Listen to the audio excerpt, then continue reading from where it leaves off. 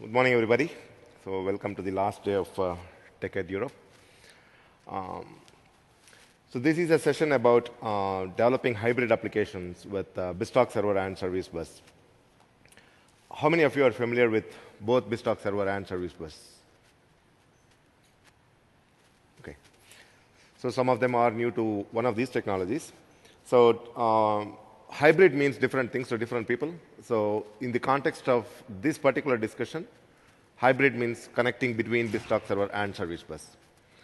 Not necessarily cloud and on-prem or cloud or different disparities and those kind of stuff. We are just talking purely in the context of BizTalk plus service bus scenario only. And why and how we will use these, what are the scenarios that are new by the combination of these two technologies. And why, in my mind, I don't even see these as two technologies. It is just an additional set of patterns that show up. So feel free to interrupt me or ask any questions in between, because here we are not going through a series of demos. I got only two demos, two very, very high-level demos. So the idea is to understand more about the concepts and the scenarios in which we want to use, rather than showing you a bunch of different colorful demos. So the objectives here is service bus is the underlying technology that provides content-based routing and connectivity across firewalls. How does service bus do it? Is content-based routing. It does it through some technology called topics, which is a variation on top of queues. So it provides a PubSub engine wherein you can define the predicates. So we will see that. So where you can define the predicates and say send all the messages that are that has a value of greater than $1,000 for a given element. So like let's say you have a purchase order amount, and purchase order amount greater than $1,000 you need to route somewhere. So that is content-based routing. It knows what is there in this content, and you are explicitly specifying a promoter property and say, okay, send all these things greater than this to a destination endpoint. The destination endpoint also happens to be another service bus queue. So it is a queue manager. That means I have multiple queues within that. And when a message comes in, I can say I can choose to keep it in the same queue or choose to send it to somewhere else. So if some of you are familiar with earlier queuing technologies, like let's say MSMQ, for instance, there you could do that with a label value. So, but that was the only value on which you could route. But whereas in service bus, you can define a set of predicates based on what is there in the content, rather than just a static value. In MSMQ, you had to define a static value that was in the label, and it could route it to another queue. And it is not just a forwarding, it's actually routing. So the difference between forwarding and routing is when I forward the message, you send the entire copy of the message to the downstream queue. But when you are routing, you could send the same copy to multiple downstream queues. And you can have multiple subscribers getting from that. So service bus provides that capability. And BizTalk server utilizes service bus relay to expose business processes. We saw a quick demo of this in the BizTalk server session, where we exposed an orchestration as an endpoint, as a REST endpoint. And behind the scene, actually, it was using service bus relay to expose that. So what service bus relay allows you is it is giving you a connectivity across your firewall and not having to poke holes in your firewall. And BizTalk server leverages this functionality of service bus relay to expose its business processes or LOB systems or any business rules and those kind of artifacts that BizTalk server has. It can expose it as a RESTful endpoint.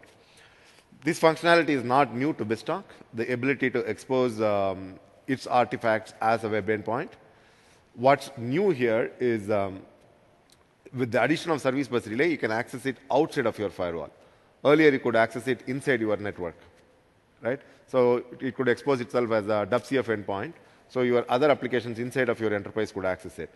But if you had to expose it outside, you had to put a proxy server or a reverse proxy or those kind of things and make it available to external applications.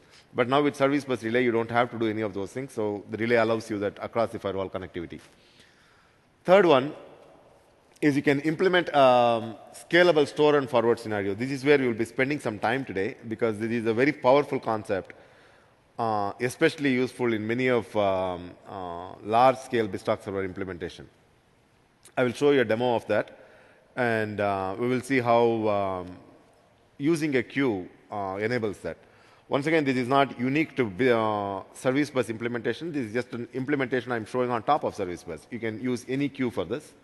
You could also do it with MSMQ.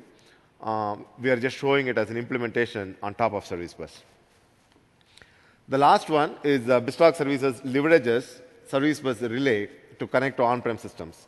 So here I'm not talking about BizTalk Server. This is BizTalk Services running on the cloud.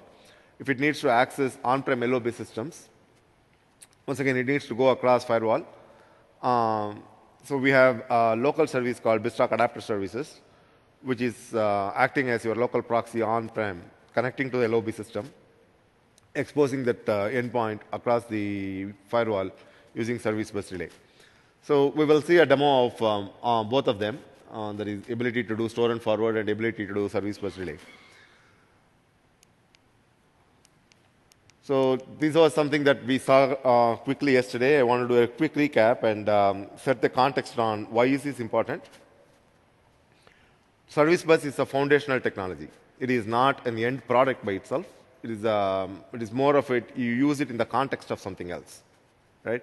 So you can use Service Bus, think of it just like how we would use MSMQ, right? It is your system.messaging's implementation. So you're taking the capabilities that the platform is providing to do bare-bone messaging. So you can implement it as part of your workflow application, as part of your ASP.NET application, as part of your enterprise application, but it is something that the platform already provides. It's available as part of Windows Server, as well as part of Azure services. So you can write an application on-prem and expect it to behave the same way when you move it to the cloud.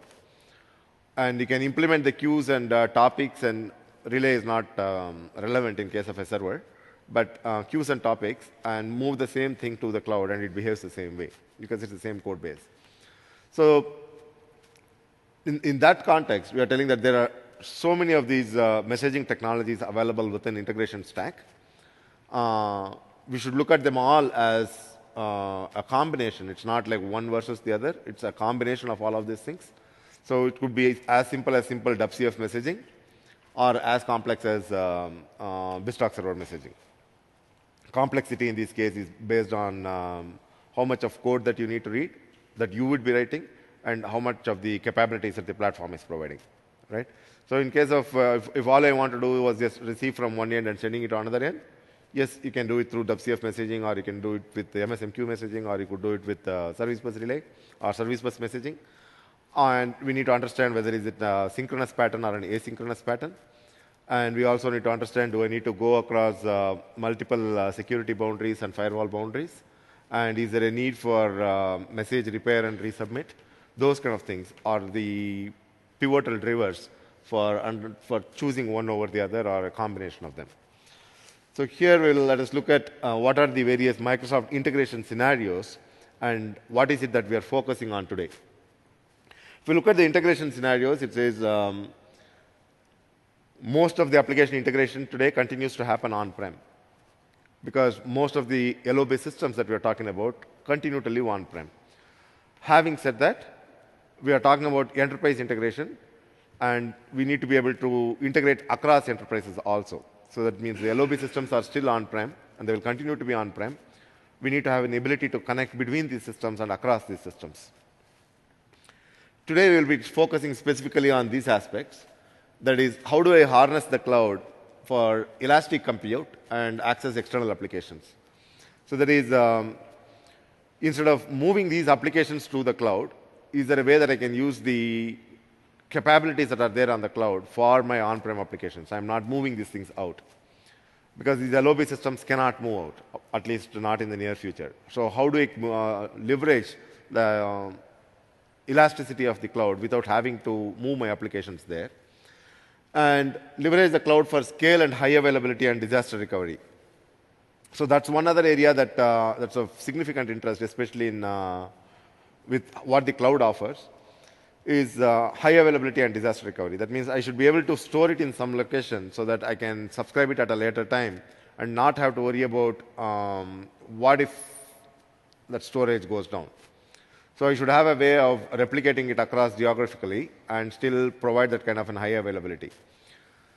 And the other aspects that I want to touch base today, because we covered extensively on B2B the other day. So the other aspects that I want to touch about is the connect to a host of a SaaS service from your on-prem or a SaaS application. So that means the ability to expose your on-prem systems through the cloud, or connecting from an external cloud service like Windows services, Windows BizTalk services, to on-prem LOB systems. And finally, we'll also look at store and forward solution. Any questions so far on this?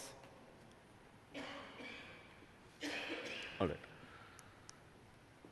So before we delve further into this, let us look at a very important messaging pattern, which is our context for today's discussion, is synchronous and asynchronous messaging. Synchronous messaging is like a client is posting a request and is expecting a response, not just an acknowledgement. It is expecting a valid response. I posted, send me a list of orders that was posted last month. So the data set has to return me the current result set. So it is not just acknowledging the fact that, okay, I got your query, I'm going to get back to you in 2 days. Right? So that is the second pattern, asynchronous. You are asking me for a report of, show me how many customers bought greater than $10,000 in the past 4 months. I'll say, okay, I'll get back to you in 2 days. That is asynchronous. Right? So if you are expecting that response today, that is synchronous. The second one is like, I can wait for your response at a later time. So both of these, like if you are, most of you are familiar with BizTalk Server, BizTalk Server supports all of these capabilities. It does synchronous messaging, it does asynchronous messaging, it does content-based routing, it does message-based routing, it does event-based routing, it does all of those things. Those are all different messaging patterns. Depending on our specific requirement, we would want to say, should I be using synchronous versus asynchronous? How should I create my client? Like, do I have what kind of protocol am I choosing? Like, let's say if I'm doing a HTTP request, the protocol natively has a timeout of, like, let's say 60 seconds. So if I cannot respond back in 60 seconds, HTTP session is going to die. So that means whatever business process that I'm doing behind the scene has to complete within that time. So if I had a complex business process behind the scene which is going to make a message construction and do some transformation, talk to SAP server, do its business and get back, that may not happen in 60 seconds when you're doing it at scale. Right? So if I'm doing a synchronous messaging, I need to make sure that whatever that I'm exposing downstream can respond back at that speed. Right? So if it is just receiving the order and sending you back a order ID, like let's say you posted a new order, I'm going to just send you back a token saying that, okay, your order number 1020, I received this. So I'm going to process the order downstream and send you back a status at a later time. So I still send you a synchronous response, but not necessarily the complete response. Right? So in this second pattern that we are seeing here, it is synchronously I'm receiving it and I'm just sending back an acknowledgement. Right? And then I send an asynchronous message at a later time. Right? So these are two different patterns which will help us understand why store and forward is an important scenario. Any questions on this so far? Okay. So now let us look at the capabilities of the platform and see how do I bring the two together in terms of my architectural choice. So the capabilities that BizTalk Server provides, as we said, like it already has an idea of what the content is and how this content should be routed, who are my subscribers, what are the capabilities of those subscribers. BizTalk Server already knows all those things. So I'll give you a scenario. I'm sending you a purchase order. That purchase order contains n number of attributes within that. One could be purchase order amount, and the other one could be purchase order type, and the other one could be who is creating this purchase order. The other one could be a date format. All of those things are different attributes within that purchase order. I have different downstream systems which says, okay, if the purchase order is greater than $1,000, it needs to go through an approval process. So I need to send it to somebody. If it is between $1,000 and $5,000, it needs to be processed by these additional business processes. So that means I'm taking that same message and sending it through different subsystems based on the content of that purchase order. Right? That is called content-based routing. The other one that BizTalk server can also do is called message-based routing, message type. So now you are giving me 4 different types of messages, not just the content. Type of message. One is a sales order, the other one is a purchase order, the third one is an invoice. So depending on the type of message, I need to send it to different subsystems, right? So that is message type based routing, which is the most common one that most of you would have used in BizTalk server. If you create a schema and publish it, it's going to create a new message type. So every subscription that you create based on that is a message type subscription. So that is one of its capabilities. That is how it does that publish subscribe. When a new message comes in, it identifies who is my subscriber based on what is my routing predicate. Is it a content-based routing? Is it a message type-based routing? Or is it just a filter-based routing? So it identifies that predicate, and the subscribers are created based on that. So it is a PubSub engine, which allows content-based routing also. And it allows dynamic predicates. Dynamic predicates as in I should be able to define a new value and create a new subscriber based on that value. New value as in I'm receiving messages from 4 or 5 different types of suppliers. And I want to subscribe to a message coming in from, like, let's say, a supplier called Sony. So if I'm a retailer and I'm dealing with like 5 different brands, I have Sony, Philips, and Apple, and 4 or 5 different vendors. If I add the 6th vendor there, I should be able to bring in a new subscriber to that and start subscribing. But I cannot modify an existing subscriber. There's 2 different ways.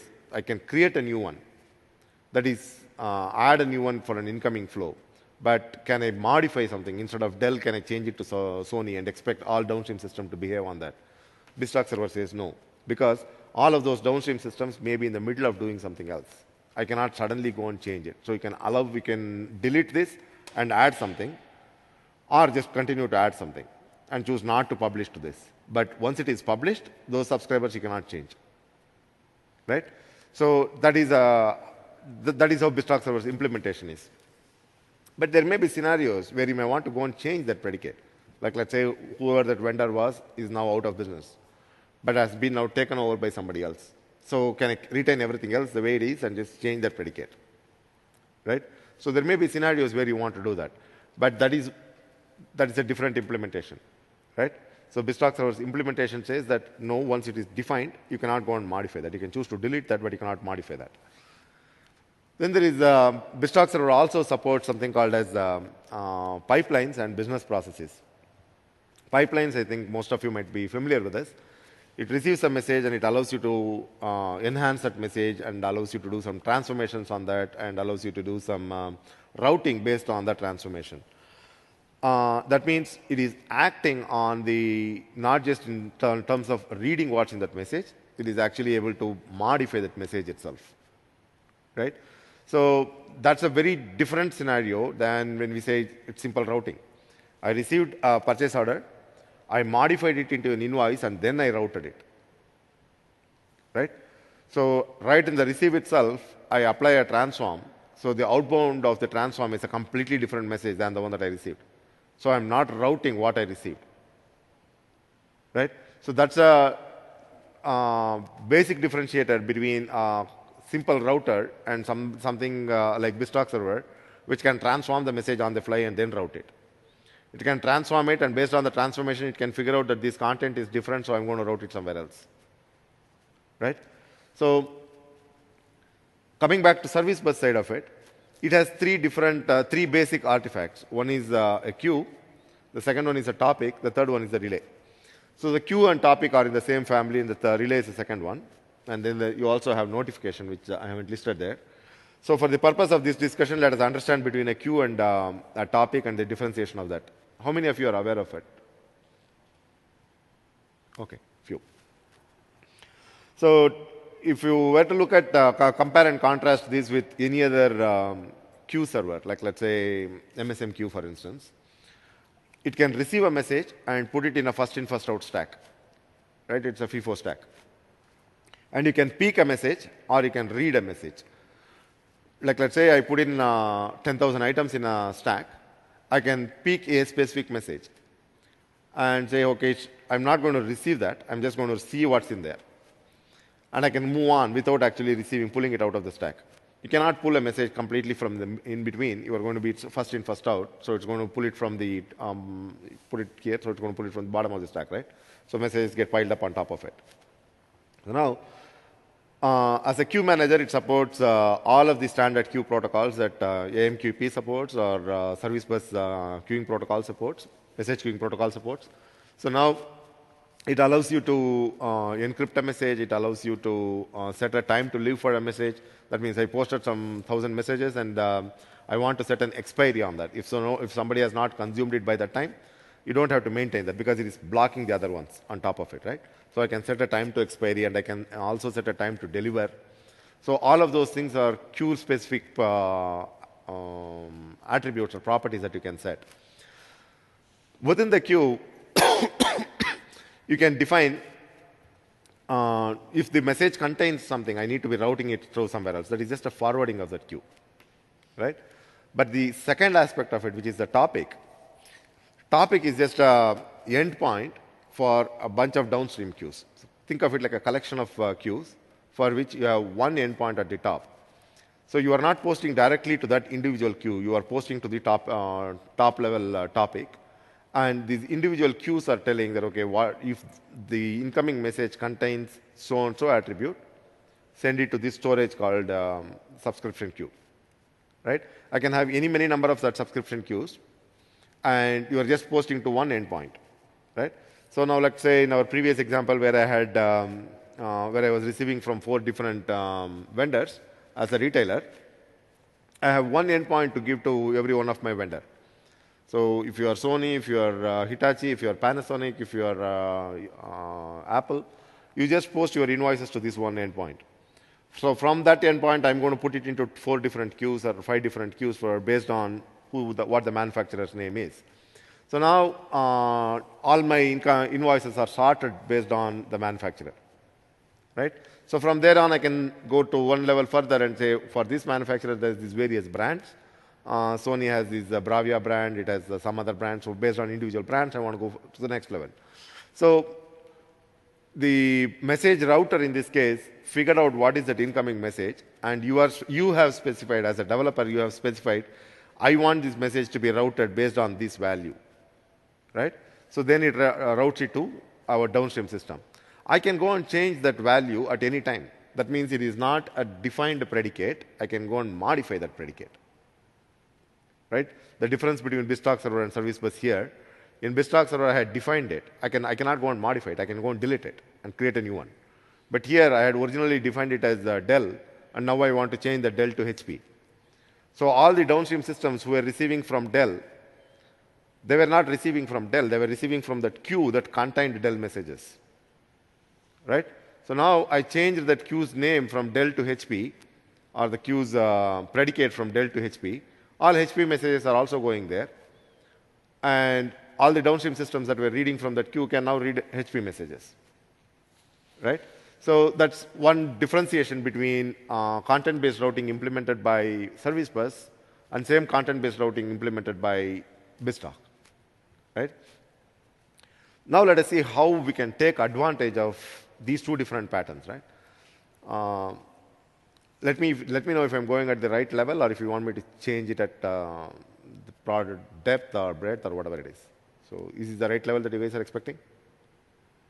Okay. And then the final artifact that we want to cover today about Service Bus is relay.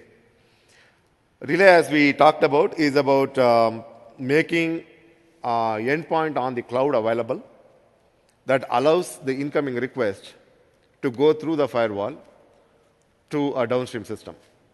So that means there should be a listener sitting somewhere downstream, whatever that listener be, right? There should be a listener sitting downstream that is posting back to relay actually. It's not going from here to there, it's coming from down there. So that means on any firewall, you can do outbound calls. The inbound calls are the ones that are blocked, right? So if I have a WCF service running on my enterprise, that WCF service says that I'm going to have a relay sitting out there. That means I am going to be posting something. Right? I'm making an outbound call asking, hey, let me know if I have something. So when an external entity is posting to this relay, and this guy is asking for this, all that the relay is doing is connecting the two together, right? So as far as your firewall is concerned, you made an outbound call, and you got the response for that call. So that's how the relay is allowing you to go across the firewall. So there is no hidden magic or secret sauce behind that. So it is making it in a very legal way where it's actually making an outbound call and getting a response, rather than making that as an inbound call. The inbound call is the one that firewall is allowing you to block or trying to block. So this is how it goes across the firewall rules. And that kind of opens up a lot of scenarios. So if you look at the combination of these two, it opens up a lot of scenarios. BizTalk server by design is meant to be a message broker. That means it is not meant to be used as a message store, right?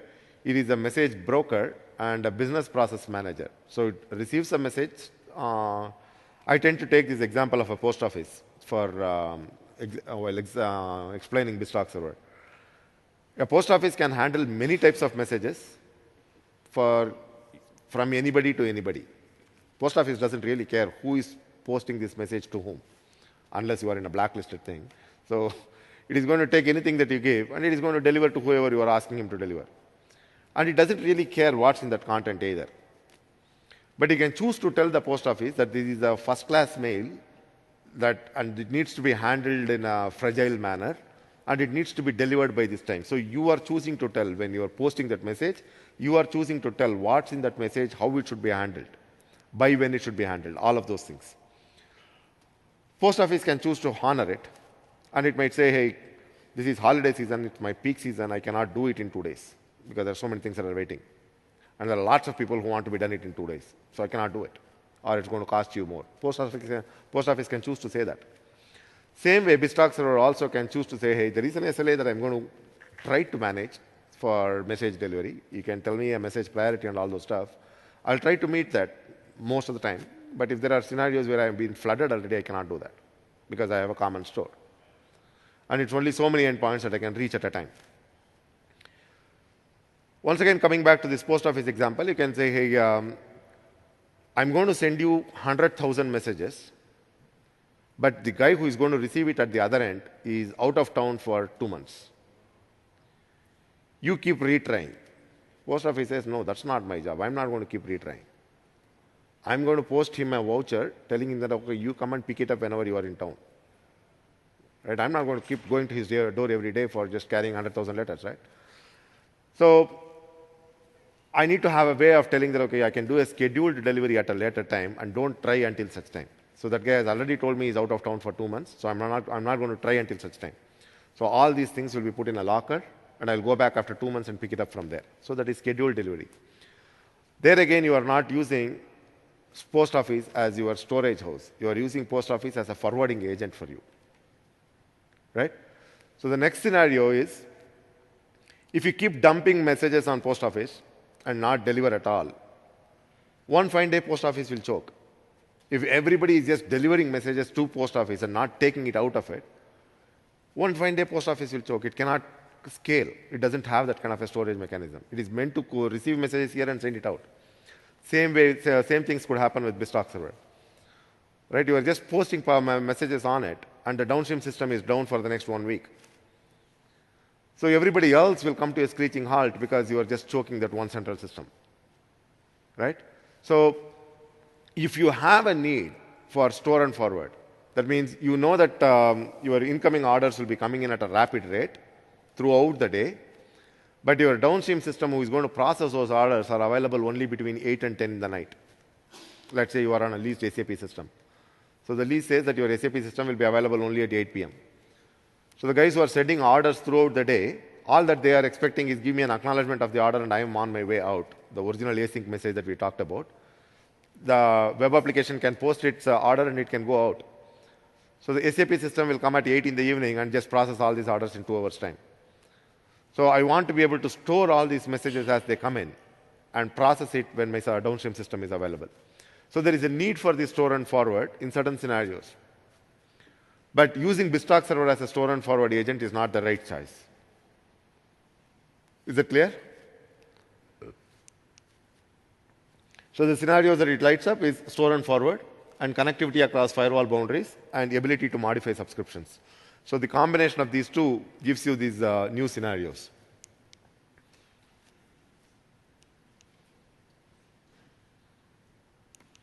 Let's look at a store and forward scenario here. It's a relatively simplified scenario. What I have done in this particular case is I have kind of pushed BizTalk servers to its limits in terms of throttling. That is, it is already flooded with some n number of messages. So now a post office is full to its brim. It cannot take a new message anymore. Right? So if I try to push new messages, post office will say, so no, I have to clear up all these things, so come to me at a later time. Right?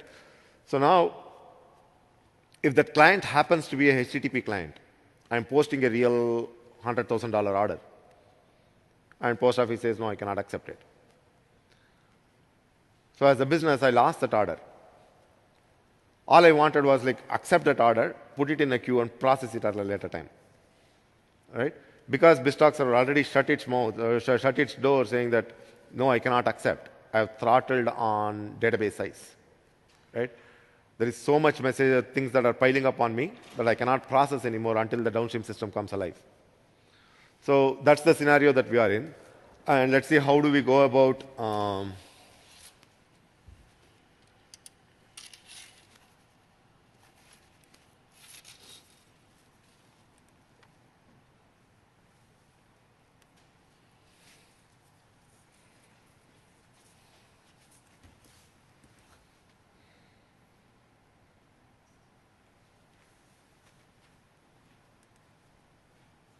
right.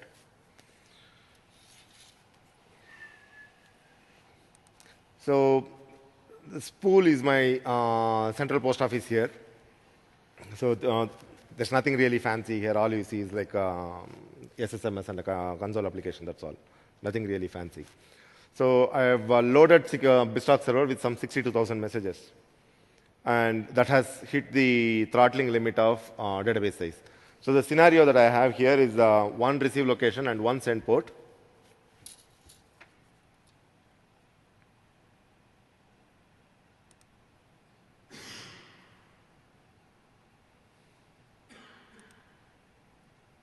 I have this one send port which is stopped currently. The send port is supposed to be just sending messages to SQL Server. That's all it is doing. The SQL Server is my downstream LOB system, which is supposed to be receiving these orders. So I have intentionally stopped that SQL send port. That means messages are piling up on BizTalk server now. And I have a specific receive location called as HTTP receive location, wherein I'm receiving messages from HTTP and just binding it directly to a send port. So this is just an implementation detail here. So as I receive from HTTP, I need to be able to publish it. I can publish it in BizTalk server guarantees message delivery. So that means it cannot hold messages in transients. So if I'm receiving it from HTTP, I receive it only if I can publish it. If I cannot publish, I will not receive. Right? So that is how BizTalk guarantees message delivery. So that means if I cannot publish it, I'm going to tell this client right away saying that, no, I cannot receive this. So whoever who is trying to post it will get a HTTP response saying that the message was not delivered. Right? So the message is either at his end or it is safe in BizTalk's end. I will not receive something and then fail to publish. Right? At that point, message is kind of there's possibility of message loss. Right? Being a guaranteed messaging system, BizTalk says, no, I cannot publish because of a variety of reasons. So now I'm not going to receive. So let us see how BizTalk refuses to receive in this case.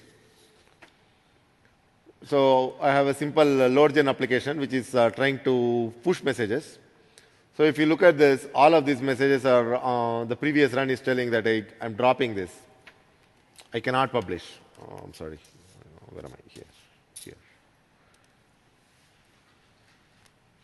So if I were to run this scenario again, it will try to publish messages and my count will still be the same. It will not, I cannot go further beyond this because I'm not taking anything new.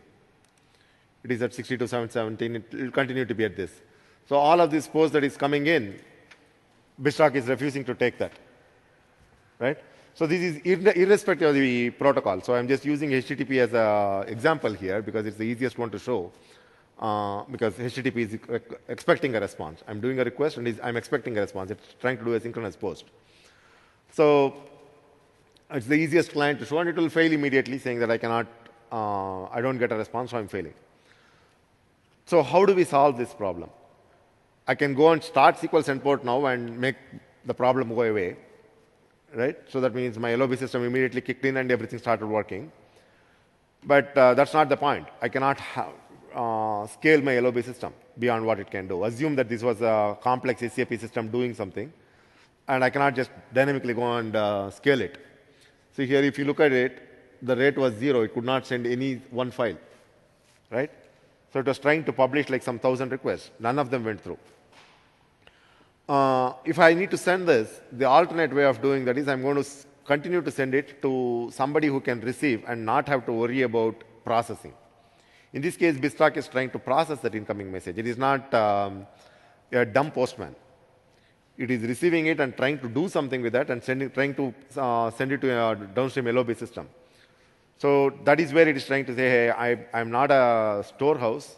I'm a message processor. If I cannot process that message, I'm not going to receive that message.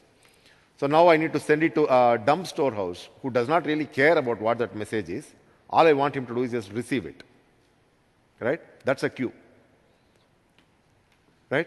So while these guys waiting on this, I can go back to another client, like let's say in this case a service bus client. And if you look at the service bus client, I'm just telling him post messages. So this was the topic that I was posting to. So this could be a queue as well. I'm just telling that, okay, send messages of the same type of message, the one that HTTP was trying to post. Use the same type of message and send them to send like, let's say, 1,000 copies of this message.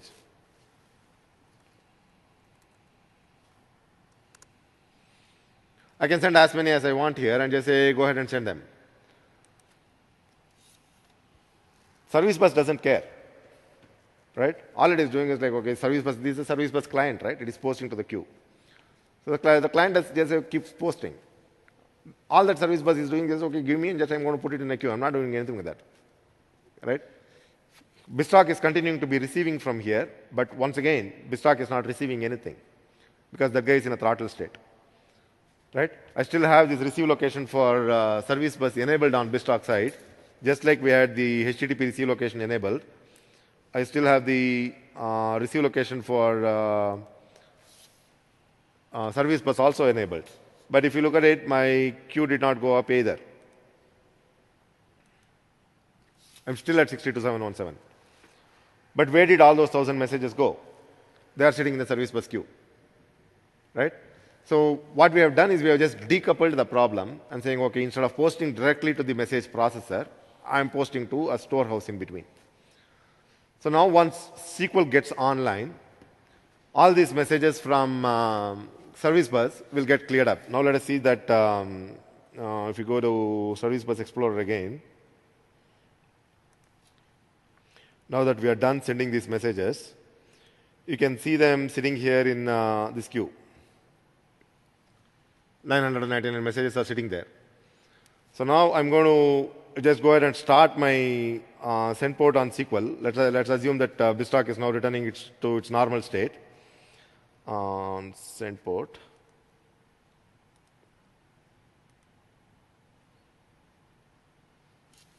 For a while, BizTalk will get crazy that it has so many messages to process, and it will start pushing out all those messages. And once it comes out of its throttled state, then it will start chucking in messages from the service bus queue. Right? So now I did not lose my order. So it will clear up the 62,000 plus messages, and it will come out of that state and start processing messages from the queue. So this is store and forward. And this is a very common scenario in any large integration scenarios. So whether we do it with service bus, or you do it with MQ series, or you do it with MSMQ, doesn't matter. So here we are talking about that pattern called store and forward. So recently I had a very large customer, one of the largest customers in healthcare in the US.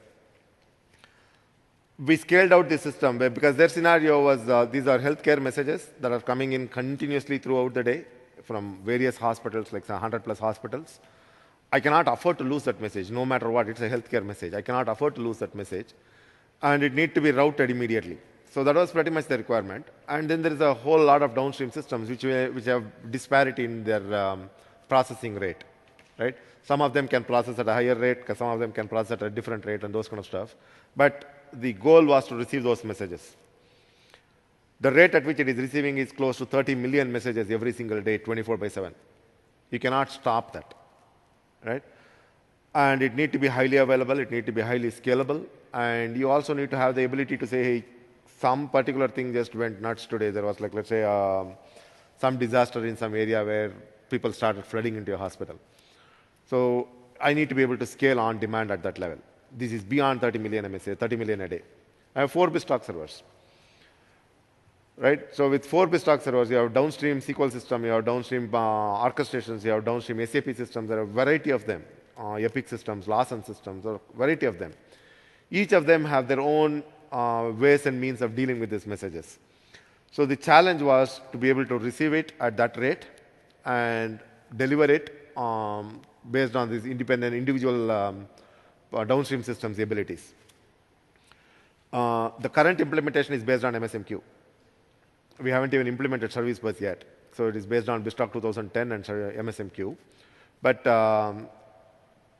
until we implemented this, we could not scale beyond 4 million messages, right? Because BizTalk would choke.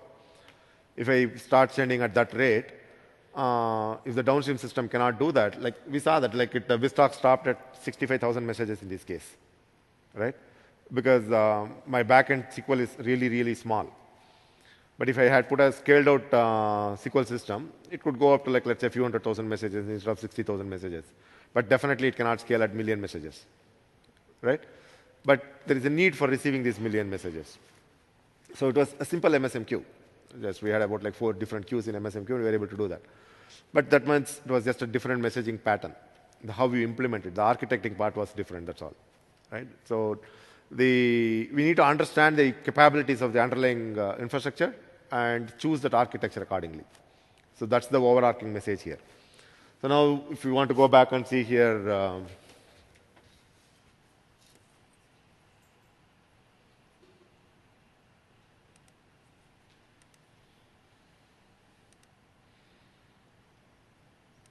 so now BizTalk started processing this, right? So from 717, it started receiving from your service bus, right? So it got out of its throttling state and started receiving from service bus. So this is a very simple example, right? So the idea was not to show a complex demo. It's a very, very simple scenario.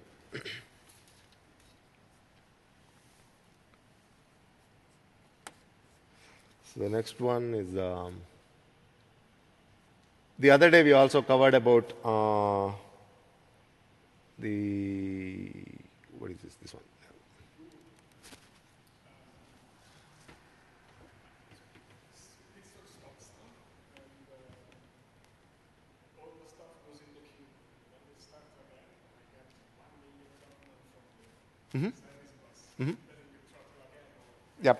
Yep.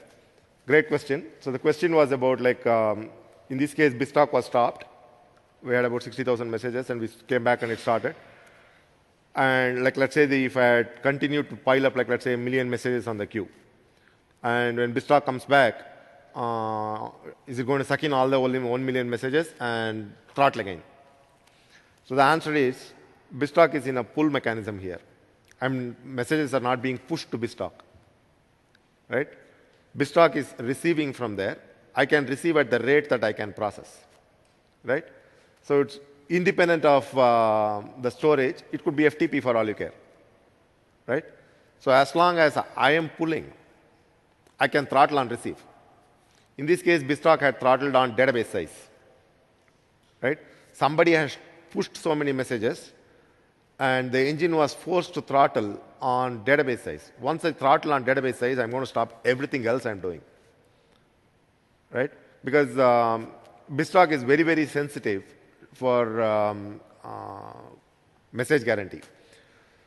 So database size meaning like it could be number of rows or it could be the physical size of your database. It could be so many things. That means as long as the database is not responsive at the rate at which BizTalk is expecting, BizTalk thinks that I cannot receive these messages. Right? So database throttling is the worst scenario to be in BizTalk. So that's why I chose this scenario. Right? For all other things, that's called rate-based throttling. Rate-based throttling is like my downstream system, SAP says that I can make only 2 connections. Right? I have about 100,000 messages to send, but I can do only 2 messages at a time. I'm throttling at 2 because that's what your rate is allowing. Same way, if I'm receiving from, let's say, HTTP, and my IIS server says that my inbound connection is only 2, I'm happily sitting there because I'm going to receive only 2 threads at a time. Even though you may be pushing from 25 threads, my IIS is blocking and I'm going to receive only 2 at a time. So I'm throttled there. But somehow you have got all the messages in here. Like let's say you sent me a large FTP, the typical scenario is EDI scenarios, where you receive only 1 message. But that 1 message, after coming into BizTalk, it explodes into some thousands of messages. Once it comes out of the pipeline, it explodes itself into hundreds of messages. So as far as the database is concerned, it got 100,000 records. But the adapter says, no, I gave you only 1 message. Right? So it can continue to receive that 1 message at a time. So it is never going to throttle on that inbound. But database is exploding here. So then you run into database throttling. Right? So BizTalk gives you a lot of these options where you can fine-tune these throttling settings and say, hey, I turn off throttling for all you care. I can completely turn it off. That means don't throttle no matter what. Right? Even if you are receiving million messages, keep going at it. It will continue to do that also. At some point, somewhere something else will choke. But for now, I'm like in a racetrack. I need to go. It will do. So that's about those are the various capabilities, options that the engine is providing. But that was a great question. Like, will I be flooded?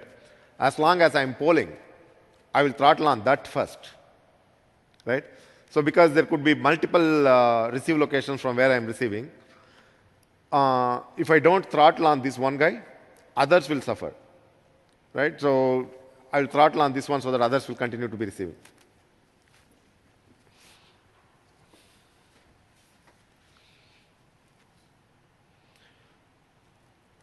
So this one is another simple scenario. I think we covered it the other day, so I don't have to go through this. So all I have here is that same example that we spoke about. So I'm going to be sending a message, and based on the content of that message, if the manufacturer's name is Sony, you go to Sony. If the manufacturer's name is Philips, you go to Philips. So this is about content-based routing as a topic subscription within Service Bus. So I post something directly to Service Bus, and if the message is of type Sony, it goes to that. Like, I'll just show you a quick example here. So in this message that I posted, so this is my topic. I'm sending a message there, and that has a manufacturer type called Sony. Right? So this will be routed to that subscriber called Sony here. The Sony has that manufacturer called Sony. So if the manufacturer's name is something else, like let's say in this case, manufacturer's name is Philips, I want it to come to this queue. Right? So, but all of us are posting here. Depending on what the manufacturer's name is, it's going to go to different locations. Right? So let's see if we pulled out everything from Sony first. Refresh this. I still have another about 1,000 messages sitting there. How come? Okay.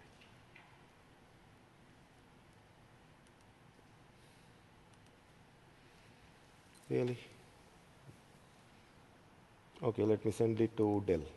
This guy has 0 messages sitting. And I'll make sure that BizTalk is not pulling out of it. I'm going to stop the receive location called Dell.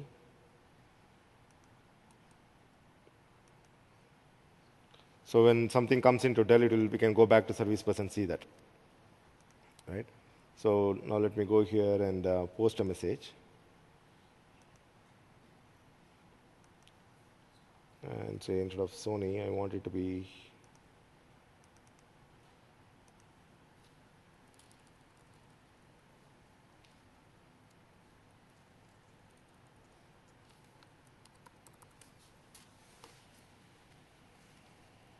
right? So now let me go and send this message.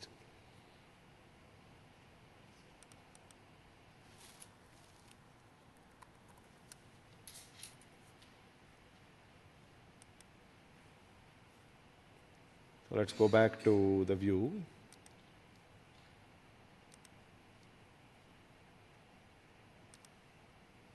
That one message that we sent came here, right?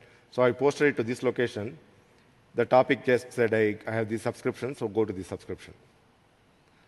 So how do we pull the message out of this? You are actually reading from the subscriber. You cannot read off the topic. You can post to a topic, but you read off the subscription that you have this thing. So I can have multiple people reading from this. So this is if you look at that, while I dynamically changed that subscription from Sony to Dell or Dell to Sony or whatever, I could dynamically change the definition there. So that capability of service bus is called as brokered messages. If you come from a BizTalk background, this is exactly similar to promoter properties in BizTalk. So BizTalk harness brokered messages from service bus, and service bus harness promoter properties from BizTalk. So the implementation is exactly the same. So now we looked at, we did a quick look, I would say, both at topic and queues. The third one that I want to discuss about is relays. So for the context of these relays, I want to talk about it in the context of BizTalk services, because yesterday I think we saw that in the context of BizTalk server posting. For those of you who missed it, please, you can watch it over the video. But today we will see this in the context of the services. Why is it important is BizTalk services does it in two different entities. There is an entity called BizTalk adapter service running on-prem, which is exposing your on-prem LOB asset as a WCF endpoint. Right? So I will go through that architecture of BizTalk adapter service.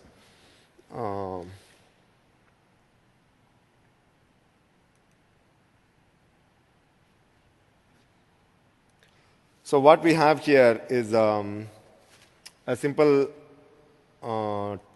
orders table, once again, which has got zero rows in this. And I have a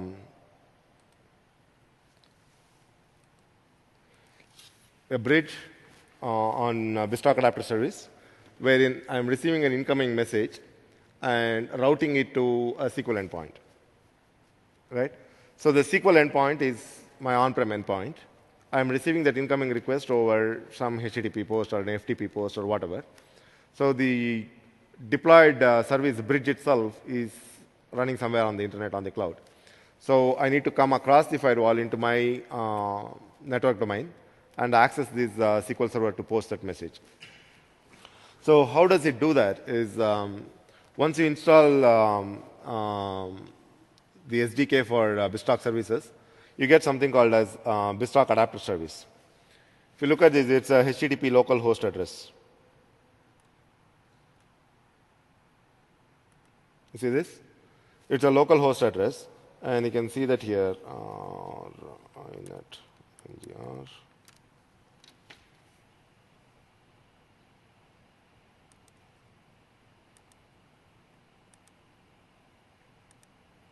So this is the BizTalk adapter service that is running there.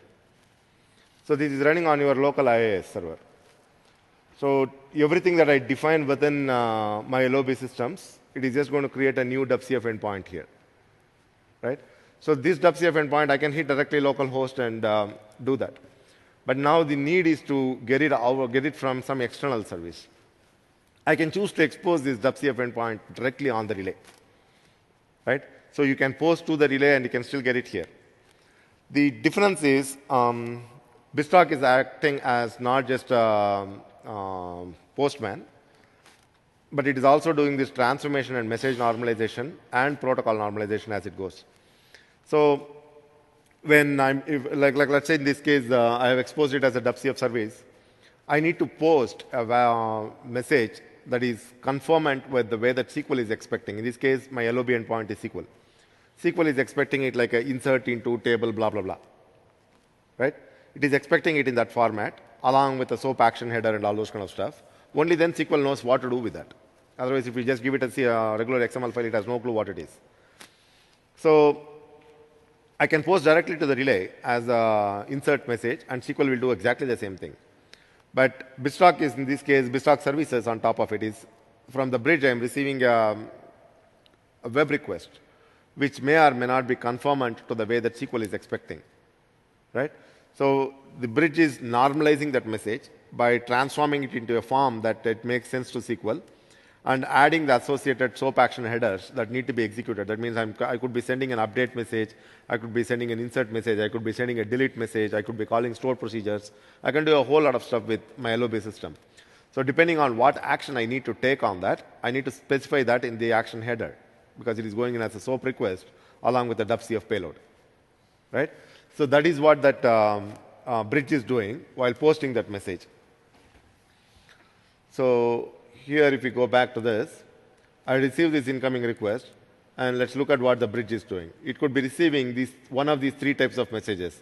It could be receiving from a HTTP endpoint called purchase entry, or it could be receiving a sales order.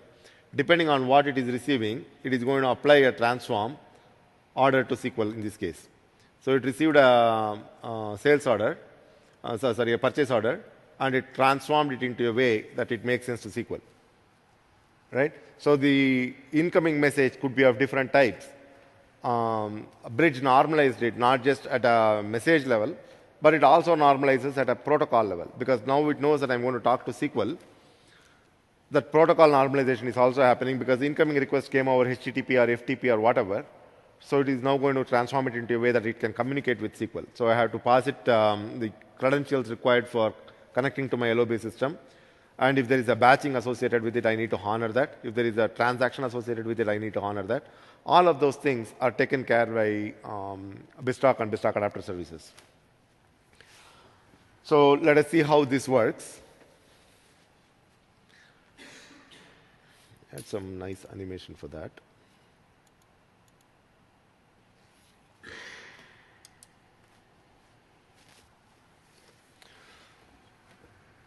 So the LOB at that end, LOB app, sorry for the confusion around the naming there. I didn't know what else to call that one. So I have an SAP system at one end, and at the far end, I have an application that is trying to access this LOB system. That's why I call it an LOB app. Think of it like your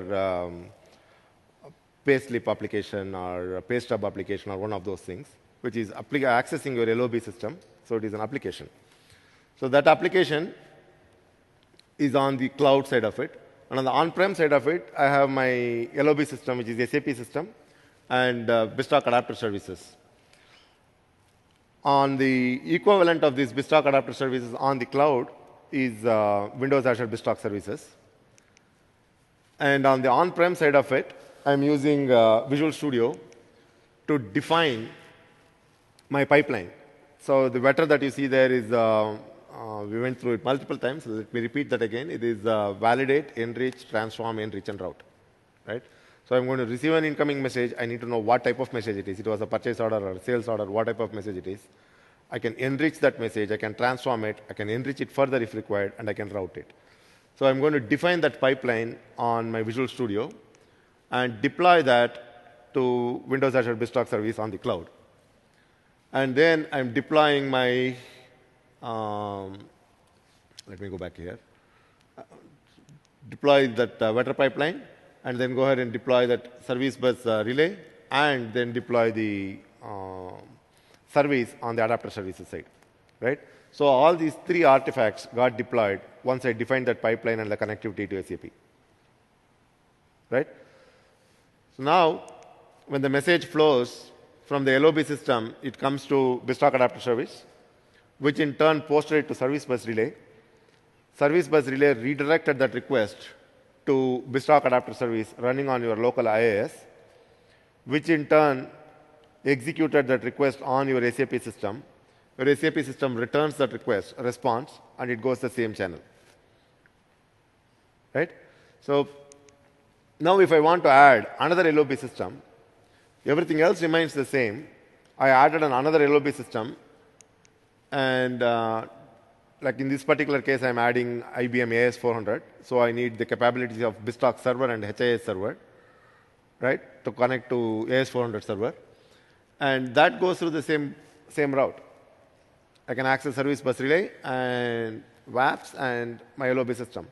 So as far as my LOB application is concerned, it doesn't matter whether I'm hitting BizTalk server on the back end, or I'm hitting IBM AS400 server, or I'm hitting an SAP server, or good old SQL server. Right? So the flow still continues to be the same. This was a pretty good animation explaining how BizTalk Adapter Service works. Let us see how this works in action.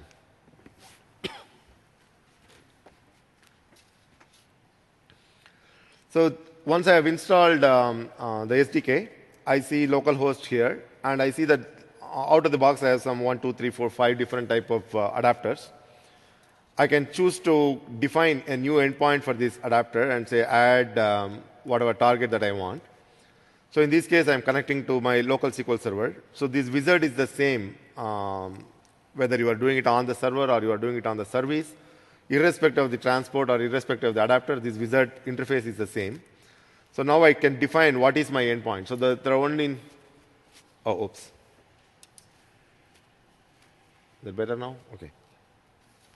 So let me just do that again. I can right-click here and say, define my target. So the goal is to be able to connect your LOB system and expose it in as simple as 3 steps. It only needs those 3 values, which is what is the source of your LOB system, what is it that you want to do on your LOB system, where do you want me to expose this LOB system. So it's a 1, 2, 3, 3-click process. So now I need to define what is my LOB system. So my LOB system in this case is local SQL server. And the instance is, I don't have a license, so I'm going to use SQL Express. And my catalog is ordersDB. And click next on this. So it is going to connect to my local SQL server instance and say on your ordersDB, the artifacts that you have are of these types. SQL Server has these various different types of artifacts, and one of them could be tables or stored procedures or views or whatever. So in this case, we want to do an insert, so I'm going to choose a table. And I have only one table called orders, and I say, this is the table that I want to do. On these orders, there are so many things that you can do. What are the things that you can do on a table? The table that you can do is, I can do a delete, insert, select, or an update, right? If I had chosen a stored procedure and within that stored procedure I had exposed specific methods, I will see those methods here, right? So depending on the type of object that you choose, it gives you those various operations that are allowed on that. So in this case, I want to do an insert operation, so I can choose that insert. Or if I choose that entire table, it will show all of those things that I can do on the table, right? So then it says, okay, what is the credential that you want me to use while connecting to this system? Right? I can define some username and credentials. So let's say test, test, test. So this one, finally, it says, okay, where do you want me to expose this? This is actually creating an endpoint on your service bus relay. This is the one that is actually creating this relay, right? So far we are still on-prem. We have not done anything to tell IIS that this needs to come from a relay, right? So here I am defining where do you want me to create this relay. So to create a service bus relay, obviously I need a service bus namespace. And I already have one in this case, or you can just say create new and define your namespace and credentials, and you'll go create that. So let me go select an existing one. And what is the specific path in which you want me to create this? I can create this as TechEd Euro demo. So if you look at this URL here, it's giving you a HTTPS URL. You can actually post a request message of the SQL insert that it is expecting directly to this relay. Right? At this time, I'm still not using BizTalk adapter. I'm not using the BizTalk services, EAI pipeline, or any of those things. Right? I just went through a wizard on my local host, exposed something, and it's out there. Right? This is exactly the same wizard that BizTalk server uses. I can go through a WCF publishing wizard on BizTalk server, and does exactly the same thing. I can select an orchestration, I can select a schema, I can select a LOB endpoint, and it does the same thing, right? And I can choose to define specific operations that I want to expose also. Just like I chose to select insert or update or a specific operation on the data type, I can choose to select specific operations. If I have a multiple operation in an orchestration, I can choose to select a specific operation, right? And it will just create a WCF service and create a relay on the service bus relay, right? So if you want to see hey, what happened behind the scene, and you just quickly go to service bus, on the relay, you see these various relays created, right? Under that namespace, it is creating that relay. So once I publish it from there, it will go ahead and create a relay here. So anybody can post to this relay as long as the downstream system can accept that message. It will just go through that fine. Any questions on this so far?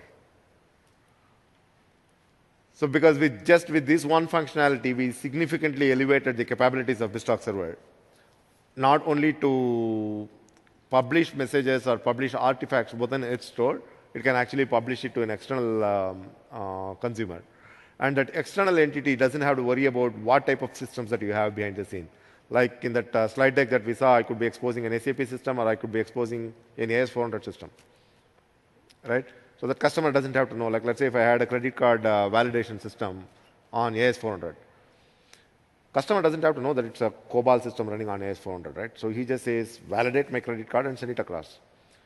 So BizTalk will normalize that message, post it to adapter service. Adapter service will say, hey, this is an AS400 thing. I'm going to send it to that guy. He's going to process it. And I'm going to get back some COBOL response. That COBOL response will be normalized once again as a simple web response to the caller. So that caller would be just calling it as a regular web service and not have to worry about how it is implemented behind the scene. So this is how we are normalizing it. And the relay makes that connectivity possible, right? Earlier, to do that, it would have been hundreds of thousands of dollars worth equipment to put a proxy, a reverse proxy, and make sure that you have a secured connectivity and make sure that you can scale. So now the ability to scale is significantly high because the availability of that endpoint on the cloud is guaranteed, right? So the service bus relay that is out there, which is where all of your external clients are hitting, that relay endpoint's availability is guaranteed. You don't have to worry about how do I make sure that World Wide Web, mycompany.com is highly available.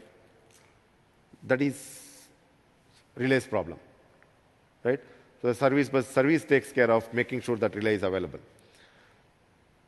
The only thing that you need to worry about is, like once the request comes into the relay, it is going to redirect it back to your on-prem system. As long as your on-prem system is up, which in this case happens to be IaaS server, your local IaaS server and SAP server, which is by nature it is supposed to be highly available, then your relay is highly available, right? If I did not have that relay capability, I would have to upfront a bunch of proxy servers and make sure that I have an NLB system and those kind of things to make sure that the request that comes in goes through a sticky session because it's a request response. I posted something to SAP, I'm going to get a response in that same channel.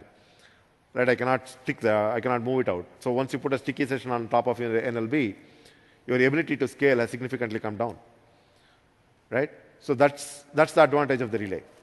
The relay takes care of ensuring that the channel is still available, the request response channel is still available. It keeps it alive. Right? So now I can take any complex business process that BizTalk exposes and make it available as a REST endpoint or a WCF endpoint or a HTTP endpoint or a NetTCP binding or a relay binding, whatever we name it. Right? So BizTalk adapter service, BizTalk service on the cloud significantly takes advantage of this. Right? So if I want to connect to any on-prem system, it just says, okay, I'll go through the relay and do it. So to sum it up, what are the capabilities that we saw today was I have a set of functionalities that BizTalk server provides, a set of functionalities that Service Bus provides out of the box, both on-prem and on Azure. BizTalk service on cloud, BizTalk server on-prem. There is Service Bus on-prem and Service Bus on cloud. So the set of functionalities that you're talking about is pretty much available on any form factor. So the functionalities that Service Bus plus BizTalk brings to the table is about one major advantage is store and forward. Another one is about dynamic content-based routing. That means where I can change that predicate. And the third and more important one is relay, right? So BizTalk out of the box provides adapter for service bus, so where you can publish, where you can consume and publish messages directly into the queue. And as we also saw, it natively takes advantage of the relay also. So, any questions on this so far? Great. Have a great day. So, completed pretty fast. Thank you.